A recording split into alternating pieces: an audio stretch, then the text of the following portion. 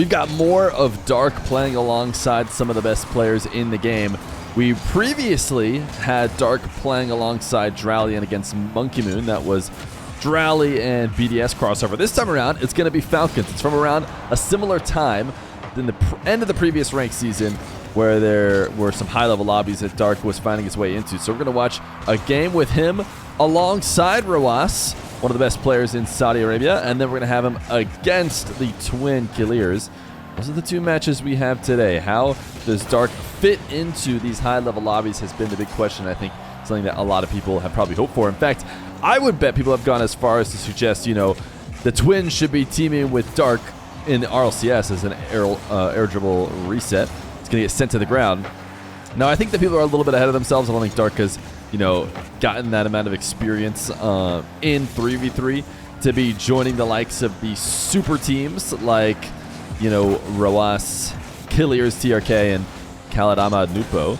But you never know if that day could come, and certainly it's interesting to see how he matches up with these guys in these lobbies. Because the reality is, Dark is just such a unique player. It's so exciting to watch him play. So he's going to reverse challenge up to try and block Abdullah. Abdullah is, I think, somebody that we're going to see a lot more of recently as well. I think this is the Abdullah I'm referring to, but it might be another one, to be fair, as he's working his way up in 1v1. Dark has a bit of space. Going to go to the backboard over the first defender after the respawn, and couldn't get the double off the back wall.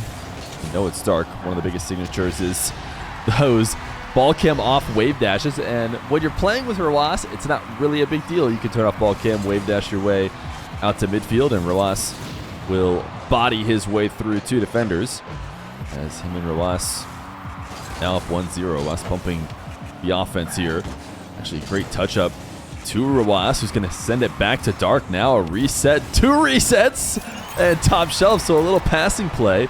I really like that setup from Dark, recognizing that he had Rawas up high in the corner. If he just gets the ball up to him, very likely he'll be able to set him up with a nice play, and then a kickoff goal will make it so Dark and Rawas are up 3-0 here against Atomic and Abdullah. So this is very high-level lobby. As Dark heading to the ceiling, able to intercept these challenges. He loves to play quickly. Certainly high-flying games play in his favor. As he surprises even players in these lobbies with his speed. He's going to back off now in and out of the net. Abdullah does drop it straight down. Rawas is going to go be bully for him as Dark tries to get a little bit of power off of that flick. It's one of the only ways he's going to be able to get enough power to capitalize on Rawas chasing down the demo, but they actually found themselves in too deep. Rawas tried to cut off midfield, couldn't do so. The first goal for the blue team will be put on the board. Dark seemingly getting on the left side of the ball, trying to lose that to Rawas. I don't know if that was communicated in game or just something they had to standard. Double reset from Atomic, and Dark, huge dunk. I don't think he'll be able to get anything. Oh wait, of course he's going to try and go for the double. There actually maybe was a world, especially because I might have baited in a defender on that first touch to the back wall. But he did shoot wide, and actually, again, defaulting to the in-and-out save. Rawas saving high. Dark maybe could have tried to bite for a low 50 low. One of the benefits of going in and out of the net is that he would have speed to make his save and, maybe guide the ball away, whereas if he had stayed grounded, tried to stop and go for a low 50, good chance the ball just gets forced through or followed up. But I do think that was probably the better option, considering it does get dropped into the net easily. Now it is going to be Dark and Rawas up 2. A demo at the midfield. The ball cam keeps switching, or sorry, not ball cam, but the camera settings of Dark. I think it's just a replay bug, by the way. Dark is not changing his camera settings to zoom in every time. For some reason, sometimes it can take a bit to load. Rawas, that was a great save. Air dribble bump, more than just an air dribble bump. An air dribble bump with an extra player coming to get him, and apparently it was frustrating enough that the game is just over. They're like, screw it. We don't want to watch this 5th goal go in after we went all in. So let's not watch it at all. I want to go back and watch this passing play, though, again, real quick, because I feel like it was the highlight of this game. One more quick look at this play after Dark got demoed at the midfield. Respawning back, Rawas early challenges. You can see the wall dashes from Dark, and then a soft touch air rolling to drop it to Rawas, who puts it back to Dark. And then, of course, the double resets. that was certainly the highlight, but we have another game to check out, so we'll head to game number 2. Game number 2, this time, it's going to be Dark against Killiers, as opposed to Dark with Killiers. Wasn't able to find a replay where they played together. Well, why not see how they match up against each other as well? Always not a bad way to look at it. Thank you to everyone, by the way, before we get into this replay too much, who have been subscribing. We've been trying to get to 100,000 before the end of the year, and we're actually only slightly behind the pace we were on last year, so I greatly appreciate it. It's been a huge surge in subscribers, so if you want to join in on the fun, feel free to. If not, just thanks for anyone who has.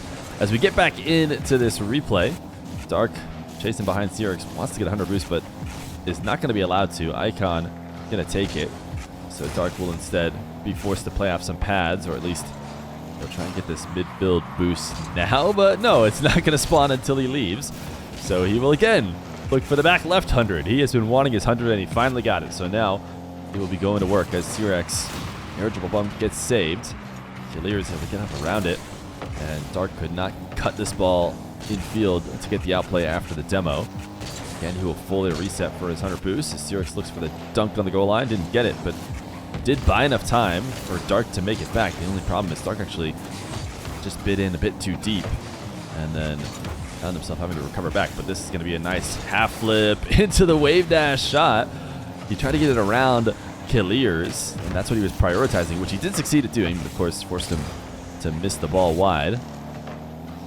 As now Killiers will start a dribble. Syracks backing off. Dark didn't seem like he knew whether or not Syracks was going to go, and now he's forced to play passively and gets himself eligible bumped in a 1v1 game. He'd be screwed, but the ball does fall to Syracks as now Dark playing off the side wall. Little reset. Takes a shot, and even though it does get saved, here's another benefit of 2v2. He doesn't have to score it himself. Syracks around to follow it up as his team will take the lead. Kickoff goes neutral at the midfield. Instead of allowing Killiers to get a free touch on the blue half, he does side flip and force him to play from farther away by a little bit of time for his teammate. His teammate is able to make that save. Icon off the ceiling. Lost control of the ball. Can Dark get a follow-up, though? Probably not, as he will chain some dashes back to his back wall and clear it to the midfield. A 50 win, perfectly neutral for Syracks. A aggressive, powerful double in hopes to beat out the defense, but Killiers is fast enough and sends it flying back to the blue half. Syracks leaving that 100 for Dark. We know how much he loves it. Dark not going to be able to make any contact with Killiers, who easily evades that pressure by following the ball up the side wall. Now a fake dribble. Dark back down to the ground, able to intercept on the follow-up dribble. Now can Syracks make that final save? There's a chance that Killiers was causing havoc there on the back line. Oh, the double fake, and he gets him to collide in the air. Oh my goodness. Dark, he unfortunately wasn't able to score off it, so no highlight play, but he almost made a fool out of Killiers and Icon. I've never seen that before. Getting both defenders up on a fake, and then they collide with each other in the middle of the air. But where's Dark going? I mean, Dark just left the play completely. He wanted this boost bad. He went all the way to the top right boost, and in the meantime, Syracks getting scored on. So it will be a tie game. Dark couldn't read that bounce up fast enough. If there was a world in which he could live in the future, there's actually a quick shot there, I imagine. Did turn off the play. Now going over the top of Killiers on his air dribble. Oh my goodness, that is filthy. We're actually going to have to watch that from Killiers' perspective. That was pretty good. Let's watch this goal from him. As he heads up, pulls off this ball as he sees Dark even had the wheels on the ball to get the reset or, win the 50. And then that wave dash cut to put the ball right back down past him. Now we'll go back to Dark. That was a filthy shot from Killiers. As traded demos off the kickoff, so it'll be momentarily just Dark and Icon. Icon strong first touch. Dark able to 50 once in the midfield. Now Icon a pop to Killiers. It's only Dark left over, and an air dribble bump attempt, but Dark gets up over the top of it. Now can he counter? He's going to try to, as everybody rotates back, but really couldn't get enough underneath it to get a shot out of it. I want to see him turn upfield. Yeah, it seemed very clear that Syracks wanted to pass to him, was setting up a hook shot. Dark actually seemed less interested in it than Syracks did. But he did eventually turn. He is met by the defense. Now air dribble bump set up. Both of the orange defenders right in that same spot, but it doesn't matter. Killiers able to recover, still make his save. Icon without any pressure on him does bring the ball to the ground. Syracks, decent 50. Killiers not going to be able to pre-flip on the play, so Dark does get to go to work, and he will head to ceiling heights before he pops the ball to the back wall. Killiers cleans it up. Dark trying to be a pass. Syracks actually dove, so could have been a dangerous situation, but it looks like Syracks recognized that Dark was turning back into play, so ultimately kept his wheels grounded so he could recover. Now he's going to go full foot air dribble. Dark slotting one top left. First it was Dark who took a little bit of an air dribble to set up Syracks. This time it's the other way around. Did need a solid finish, especially considering what we've seen from Killiers so far in terms of what he's been able to stop. This is another powerful shot for the midfield, but this time around Killiers waiting in nets, able to make that save. Syracks not the best recovery on the back wall, and yeah, Dark had to dodge that demo because had he been taken out, there was going to be no help from Syracks. On 0 seconds, will Dark be able to find anything? He does keep the ball on the side wall despite running out of boost, which is usually not great for 0-second plays. So I could have seen the argument for letting it drop to the ground, but Dark doesn't seem like that kind of guy. He wants to keep it in the air and have some fun, but it will hit ground now. So overtime in this matchup against Killiers and Icon. And Dark will take the kickoff, and Icon will dive heavily on the ball and not touch it. So it's going to be a freebie for Syracks, and it's going to be an overtime win for Dark. So a nice matchup. Like I said, I think it's really fun to watch him in these high-level lobbies. I think he just plays differently than everybody else. You know, I went and watched some Rawas and Killiers 2v2s. We may do a video on that because they've been grinding a bunch at the start of the season. But even then, you know, they just play so solid, and there's nothing wrong with that. You know, there's a reason why they're some of the best players in the world, but Dark, man, he brings a new element. I don't need to tell you guys. Anyways, hopefully you enjoyed the video, and I'll see you guys next time.